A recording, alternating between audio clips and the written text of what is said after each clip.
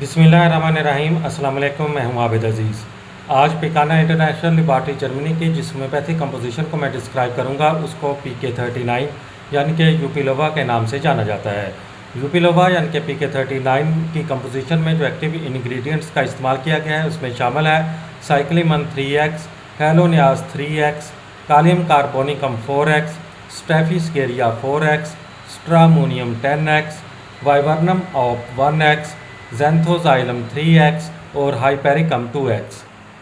PK39 यानी कि यूपिलोवा को माहवारी के दर्द और बेकायदगी की दवा के तौर पर जाना जाता है।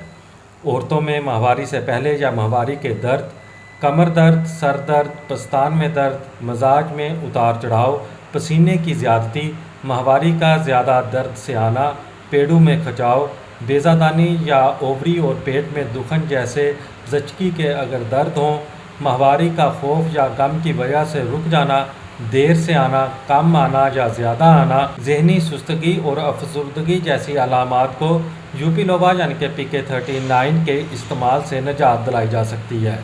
PK39 यानी कि यूपिलोवा की खुराक का इस्तेमाल कुछ इस तरह से है कि माहवारी आने के दिन से पहले 20 कतरे थोड़े से पानी में मिला के 5 से 6 मरतबा इस्तेमाल किए जा सकते हैं और शदीद दर्द की सूरत में PK39 के 20 कतरे हर 2 घंटे के वक्फे के साथ इस्तेमाल करने चाहिए।